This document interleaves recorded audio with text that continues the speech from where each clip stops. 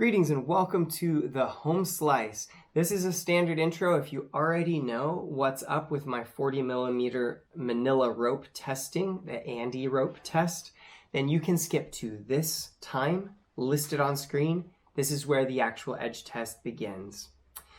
If you haven't been here before, then you've caught me in the middle of a testing series where I'm taking Victorinox knives because they're simple steel that's mainly just steel. There's not a bunch of extra alloys and carbide things going on in them. And I'm testing what different sharpening stones do to them. I'm testing fine, medium, and coarse stones individually. Then I'm taking the best from those and I'm making what's called a dual grit edge. If you're new to the channel, a dual grit edge is where you sharpen one side coarse or medium and the other side of the edge you sharpen fine. It has some really interesting characteristics. Usually it creates an aggressive edge that lasts longer than it normally would with either coarse or fine, with some exceptions, which we're testing to find out.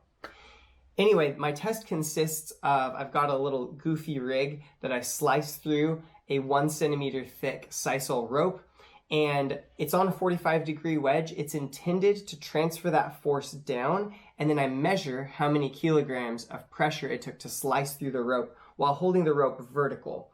That's intended to take forward motion and quantify how much pressure it took to slice through. This gives you some rough idea of edge aggression. The next test is to cut through a 40mm thick Manila rope, and then I test on a Best machine tester to test how keen and nice the edge stayed.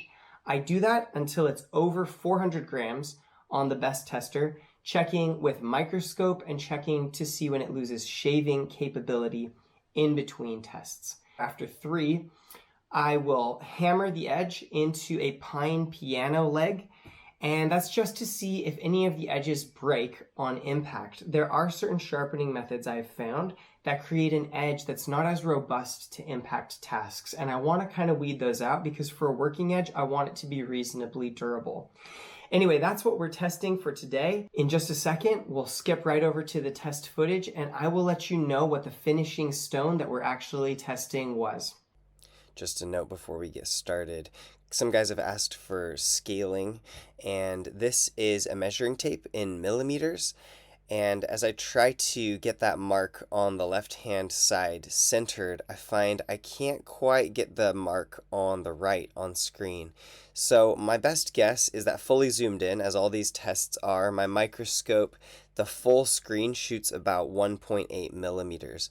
Now I've put 36 hyphens on screen, which means each of those is roughly 50 microns. So I'll bring that back later in the videos for scale.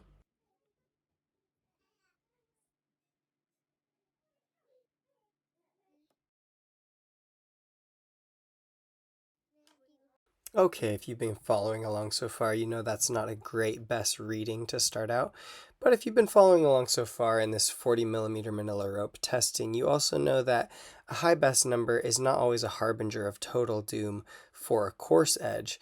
Got a pretty good aggression reading there, and we're looking pretty gnarly under the microscope. Sometimes with coarse edges, it's hard to tell what's unproductive edge bending and what is normal, nice, aggressive texturing. The line between the two can be a bit blurry. Early on it was looking a little flaky, but this portion of the edge is looking okay. And this is indeed the coarsest of edges because it is a dual coarse edge. I'm trying out putting a Norton Crystolon Coarse silicon carbide finish on one side of the edge and a ultra aggressive Spyderco Electroplated CBN 400 mesh edge on the other side. If you watched the dual grit testing of these, cleaned up with the Cerex stone, these did 12 and 13 passes through this Manila rope respectively. And to start off, the numbers are looking all right with a 331, which is sort of in the realm of what I'd be pleased with a normal coarse stone. 335 holding steady and not getting too wide or breaking off at the edge so far. 392 is close to the line, but we've made it through our customary 3 passes, which is what most normal edges do, so I'm not too disappointed in the longevity so far or the aggression of this dual coarse edge. Under the microscope, there doesn't appear to be any gross bending or misshapen edge features that I can detect with my eyes. And though some abrasion and rounding is evident, there's also really clear texture left there. That stuff's going to keep the edge pretty lively. It would be fairly difficult to compare whether this is retaining more aggression or less than the dual grit edges that we saw, but it looks fairly on par with how much texturing we still saw on those edges after the first 3 passes through the ANDE rope. I'm really interested in this aggression test, and it did skip up to a 6.1. Now that could be because I hit the rig pretty hard when I came down, but overall, it's not looking like it's quite as smooth as that Cerax and CBN edge with those numbers you see on the bottom there, which is our record holder. That's the same CBN stone on one side, but we cleaned it up with a 3000 grit Japanese Suhiro Cerax water stone. After the batoning, we appear to have gone up about 46 grams, which is pretty average. It's not a great number. It's not a horrible number. That wood dust you see on the edge comes off that pine piano leg, and it sort of marks the beginning of the impact zone. I can see a few little glints, which appear to be some amount of bending in that dual coarse edge. So you like to not see any of that stuff after hammering into the piano leg, but alas, when you do 2 extremely coarse stones, sometimes you make an edge that's not ultra stable apparently.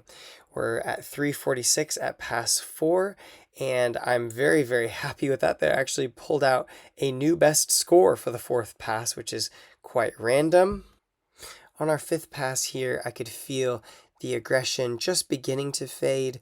Nothing crazy, nothing like a fine edge fades really quickly, and a coarse edge will retain quite a lot of bite, but you can often sort of feel when the life of the edge has started to wane. Now, we've gone all the way through 5 passes here, and we make it up to a number of 402.